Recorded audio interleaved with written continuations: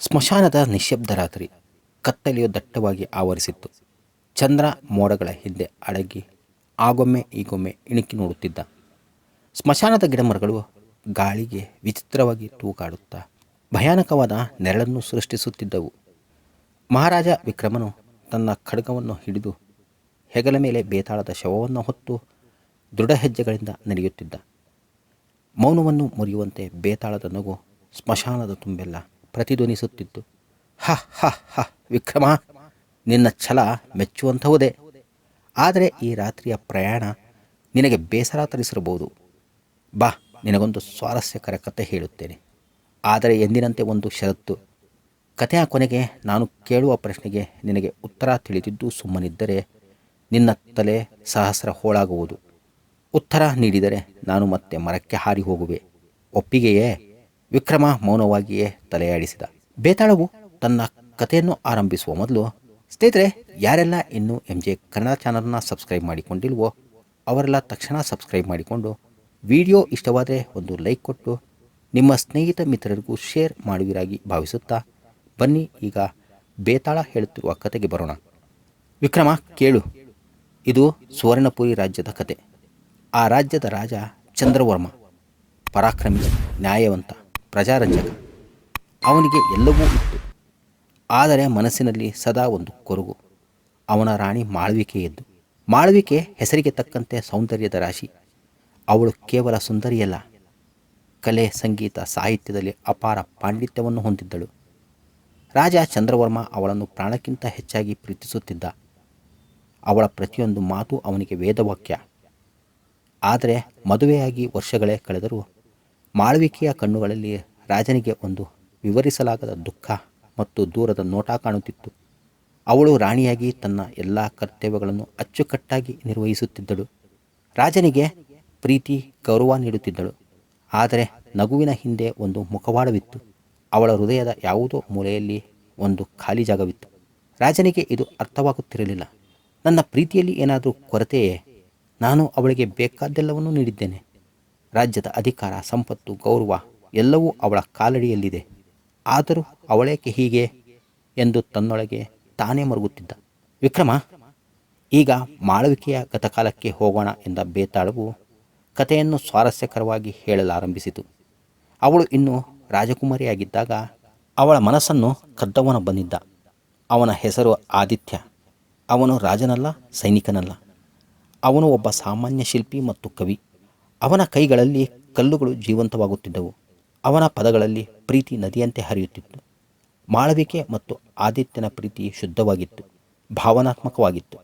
ಅವರು ಗಂಟೆಗಟ್ಟಲೆ ಕಲೆಯ ಬಗ್ಗೆ, ಪ್ರಕೃತಿಯ ಬಗ್ಗೆ, ಜೀವನದ ಬಗ್ಗೆ ಮಾತನಾಡುತ್ತಿದ್ದರು. ಆದಿತ್ಯನ ಕಣ್ಣುಗಳಲ್ಲಿ ಮಾಳವಿಕೆ ತನ್ನನ್ನು ತಾನು ಕಂಡುಕೊಂಡಿದ್ದಳು. ಅವನಿಗೆ ಅವಳು ರಾಜಕುಮಾರಿಯಾಗಿರಲಿಲ್ಲ, ಅವನ ಸ್ಫೂರ್ತಿಯಾಗಿದ್ದಳು. ಅವನಿಗಾಗಿ ಅವಳು ತನ್ನ ರಾಜ್ಯವನ್ನೇ ತೊರೆಯಲು ಸಿದ್ಧಳಿದ್ದಳು. ಆದರೆ ವಿಧಿಯಾಟವೇ ಬೇರೆಯಾಗಿತ್ತು. ರಾಜಕೀಯ ಕಾರಣಗಳಿಂದ ಸುವರ್ಣಪುರಿಯೊಂದಿಗಿನ ಮೈತ್ರಿಗಾಗಿ ಮಾಳವಿಕೆಯ ತಂದೆ ಅವಳನ್ನು ರಾಜ ಚಂದ್ರವರ್ಮನಿಗೆ ಕೊಟ್ಟು ಮದುವೆ ಮಾಡಿದರು. ಮಾಳವಿಕೆ ತನ್ನ ಪ್ರೀತಿಯನ್ನು ಹೃದಯದಲ್ಲೇ ಸಮಾಧಿ ಮಾಡಿ ಕರ್ತವ್ಯಕ್ಕಾಗಿ, ತನ್ನ ರಾಜ್ಯಕ್ಕಾಗಿ ಚಂದ್ರವರ್ಮನನ್ನು ಒರೆಸಿ ಪತ್ನಿಯಾದಳು. ಮದುವೆಯ 5 ವರ್ಷಗಳು ಕಳೆದ ನಂತರ ಒಂದು ದಿನ ಮಾಳವಿಕೆಗೆ ಒಂದು ರಹಸ್ಯ ಸಂದೇಶ ಬಂತು. ಅದು ಆದಿತ್ಯನಿಂದ ಬಂದಿತ್ತು. ಅವನು ತೀವ್ರವಾಗಿ ಅಸ್ವಸ್ಥನಾಗಿದ್ದು ತನ್ನ ಕೊನೆಯ ದಿನಗಳಲ್ಲಿ ಅವಳನ್ನು ಒಮ್ಮೆ ನೋಡಬೇಕೆಂದು ಬಯಸಿದ್ದ. ಈ ಸಂದೇಶವನ್ನು ಓದಿದ ಮಾಳವಿಕೆಯ ಹೃದಯ ಚೂರಾಯಿತು. ಅವಳ ಮನಸ್ಸು ಗೊಂದಲದ ಗೂಡಾಯಿತು. ಒಂದು ಕಡೆ ಪತಿಯ ಮೇಲಿನ ನಿಷ್ಠೆ, ರಾಣಿಯ ಜವಾಬ್ದಾರಿ, ಇನ್ನೊಂದು ಕಡೆ ತನ್ನ ಮೊದಲ ಪ್ರೀತಿಯ ಕೊನೆಯ ಆಸೆ. ಅವಳು ಏನು ಮಾಡಬೇಕೆಂದು ತೋಚದೆ ತೊಳಲಾಡಿದಳು. ಅವಳು ತನ್ನ ಗಂಡನಿಗೆ ಮೋಸ ಮಾಡಲು ಬಯಸಲಿಲ್ಲ. ಆದರೆ ಆದಿತ್ಯನ ಕೊನೆಯ ಆಸೆಯನ್ನು ನಿರಾಕರಿಸಲು ಅವಳ ಮನಸ್ಸು ಒಪ್ಪುತ್ತಿರಲಿಲ್ಲ. ಕೊನೆಗೆ ಅವಳು ಒಂದು ದಿಟ್ಟ ನಿರ್ಧಾರ ತೆಗೆದುಕೊಂಡಳು. ಮಧ್ಯರಾತ್ರಿಯಲ್ಲಿ ಯಾರಿಗೂ ತಿಳಿಯದಂತೆ ಸಾಮಾನ್ಯ ಮಹಿಳೆಯ ವೇಷ ಧರಿಸಿ ಅರಮನೆಯಿಂದ ಹೊರಟಳು. ಅವಳು ಆದಿತ್ಯ ತಂಗಿದ್ದ ನಗರದ ಹೊರವಲಯದ ಕುಟೀರಕ್ಕೆ ಹೋದಳು. ಆದರೆ ವಿಕ್ರಮ, ಅವಳಿಗೆ ತಿಳಿದಿರಲಿಲ್ಲ. ಅವಳ ಮನಸ್ಸಿನಲ್ಲಿದ್ದ ದುಃಖವನ್ನು ಮತ್ತು ಅವಳ ವಿಚಿತ್ರ ನಡವಳಿಕೆಯನ್ನು ಗಮನಿಸುತ್ತಿದ್ದ ರಾಜ ಚಂದ್ರವರ್ಮ ಅವಳ ಮೇಲೆ ಸಂಶಯಗೊಂಡು ಅವಳನ್ನು ರಹಸ್ಯವಾಗಿ ಹಿಂಬಾಲಿಸಿಕೊಂಡು ಬಂದಿದ್ದ. ಮರದ ಮರೆಯಲ್ಲಿ ನಿಂತು ರಾಜ ಎಲ್ಲವನ್ನೂ ನೋಡುತ್ತಿದ್ದ. ಅವನ ಹೃದಯ ಕೋಪ, ಸಂಶಯ ಮತ್ತು ನೋವಿನಿಂದ ಕುದಿಯುತ್ತಿತ್ತು. ನನ್ನ ಪತ್ನಿ, ನನ್ನ ರಾಣಿ ಮಧ್ಯರಾತ್ರಿಯಲ್ಲಿ ಇನ್ನೊಬ್ಬ ಪುರುಷನನ್ನು ನೋಡಲು ಬಂದಿದ್ದಾಳೆ.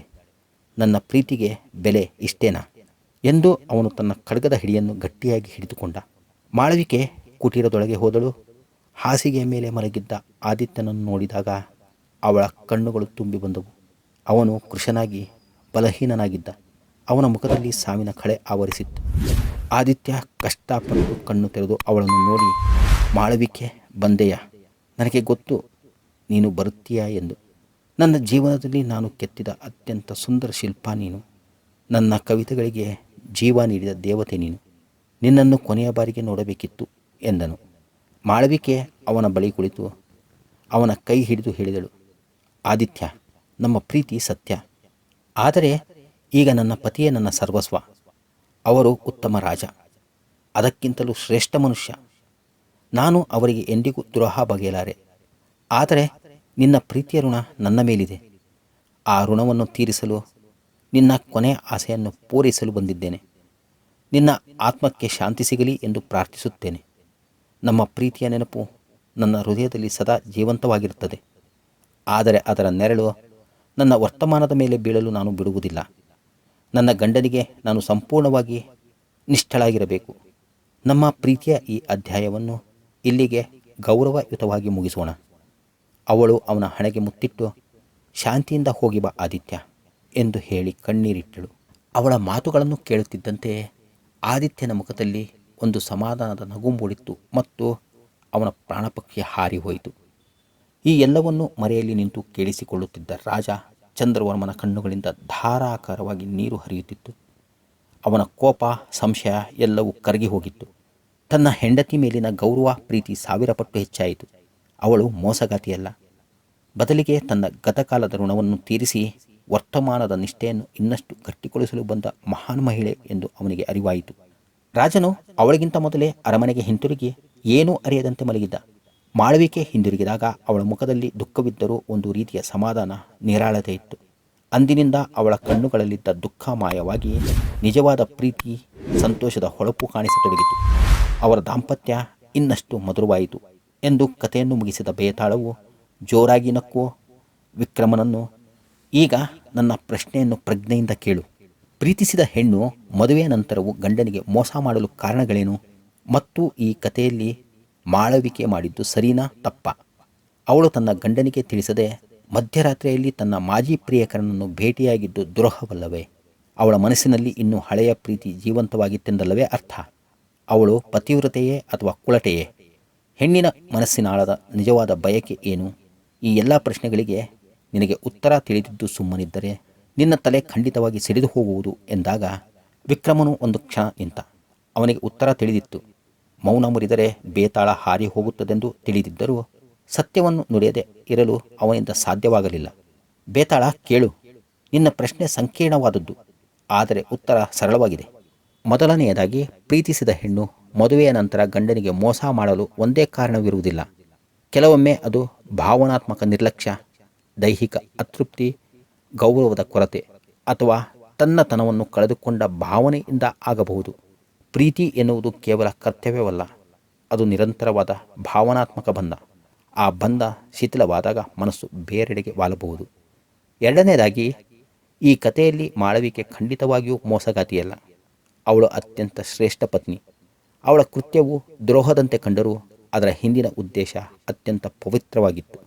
ಹೆಣ್ಣಿನ ಮನಸ್ಸು ಸಾಗರದಂತೆ ಆಳ, ಅದರೊಳಗೆ ನೆನಪುಗಳ ಅಲೆಗಳು ಸದಾ ಇರುತ್ತವೆ. ಅವಳು ಆದಿತ್ಯನನ್ನು ಭೇಟಿಯಾಗಿದ್ದು ಕಾಮದಿಂದಲ್ಲ, ಕರುಣೆಯಿಂದ. ತನ್ನ ವರ್ತಮಾನದ ದಾಂಪತ್ಯವನ್ನು ಗತಕಾಲದ ನೆರಳುಗಳಿಂದ ಮುಕ್ತಗೊಳಿಸಲು ಅವಳು ತೆಗೆದುಕೊಂಡ ದಿಟ್ಟ ನಿರ್ಧಾರದ ಹೆಜ್ಜೆಯದು. ಹೆಣ್ಣಿನ ಮನಸ್ಸಿನಾಳದ ಬಯಕೆ ಕೇವಲ ಸಂಪತ್ತು, ಅಧಿಕಾರವಲ್ಲ. ಅದಕ್ಕೆ ಬೇಕಾಗಿರುವುದು ಪೂರ್ಣವಾದ ಸ್ವೀಕಾರ ಮತ್ತು ತಿಳುವಳಿಕೆ. ಅವಳ ಗತಕಾಲವನ್ನು ಗೌರವಿಸಿ, ಅವಳ ವರ್ತಮಾನವನ್ನು ಪ್ರೀತಿಸಿ, ಅವಳ ಭವಿಷ್ಯಕ್ಕೆ ಭರವಸೆ ನೀಡುವ ಸಂಗಾತಿಯನ್ನು ಅವಳು ಬಯಸುತ್ತಾಳೆ. ರಾಜ ಚಂದ್ರವರ್ಮ ಅದನ್ನು ಅರ್ಥ ಮಾಡಿಕೊಂಡಿದ್ದರಿಂದಲೇ ಅವರ ಸಂಬಂಧ ಶ್ರೇಷ್ಠವಾಯಿತು. ಮಾಳವಿಕೆಯ ಕೃತ್ಯವು ಹಳೆ ಖಾತೆಯನ್ನು ಚುಕ್ತಾ ಮಾಡಿ ಹೊಸ ಖಾತೆಯನ್ನು ಶುದ್ಧ ಮನಸ್ಸಿನಿಂದ ಆರಂಭಿಸಿದಂತೆ. ಅವಳು ತನ್ನ ಗಂಡನಿಗೆ ದ್ರೋಹ ಬಗೆಯಲಿಲ್ಲ, ಬದಲಿಗೆ ತನ್ನ ದಾಂಪತ್ಯಕ್ಕೆ ಅಂಟಿಕೊಂಡಿದ್ದ ಕೊನೆಯ ಕಳಂಕವನ್ನು ತಾನೇ ತೊಳೆದುಕೊಂಡಳು. ಆದ್ದರಿಂದ ಅವಳು ಪತಿವ್ರತೆಯಲ್ಲ, ಮಹಾಪತಿವ್ರತೆ ಎಂದು ವಿಕ್ರಮ ಉತ್ತರ ನೀಡಿದ. ವಿಕ್ರಮನು ಮಾತನಾಡುತ್ತಿದ್ದಂತೆಯೇ ಸರಿಯಾದ ಉತ್ತರ ಮಹಾರಾಜ ಎನ್ನುತ್ತಾ ಬೇತಾಳವು ನಗುತ್ತಾ ಅವನ ಹೆಗಲ ಮೇಲಿಂದ ಹಾರಿ ಮತ್ತೆ ಅದೇ ಮರದ ಕೊಂಬೆಯ ಮೇಲೆ ತಲೆ ಕೆಳಗಾಗಿ ನೇತಾಡತೊಡಗಿತು. ವಿಕ್ರಮನು ಮತ್ತೊಮ್ಮೆ ತನ್ನ ಛಲವನ್ನು ಬಿಡದೆ ಆ ಮರದ ಕಡೆಗೆ ನಡೆದ. ಹೆಣ್ಣಿನ ಮನಸ್ಸಿನ ಆಳ ಮತ್ತು ಪ್ರೀತಿಯ ನಿಜವಾದ ಅರ್ಥದ ಬಗ್ಗೆ ಒಂದು ಹೊಸ ಪಾಠವನ್ನು ಕಲಿತ ಸಮಾಧಾನ ಅವನ ಮುಖದಲ್ಲಿತ್ತು. ಸ್ನೇಹಿತರೆ, ಈ ವಿಡಿಯೋ ಇಷ್ಟವಾಗಿದ್ದರೆ ಸಬ್ಸ್ಕ್ರೈಬ್ ಮಾಡಿಕೊಂಡು ಲೈಕ್ ಮತ್ತು ಶೇರ್ ಮಾಡುವುದನ್ನು ಮರೆಯದಿರಿ. ಇನ್ನೊಂದು ಸ್ವಾರಸ್ಯಕರವಾದ ಕಥೆಯಲ್ಲಿ ಸಿಗೋಣ. ಅಲ್ಲಿಯವರೆಗೂ ಸರ್ವೇ ಜನಃ ಸುಖಿನೋ ಭವಂತು. ಧನ್ಯವಾದಗಳು. ನಮಸ್ಕಾರ.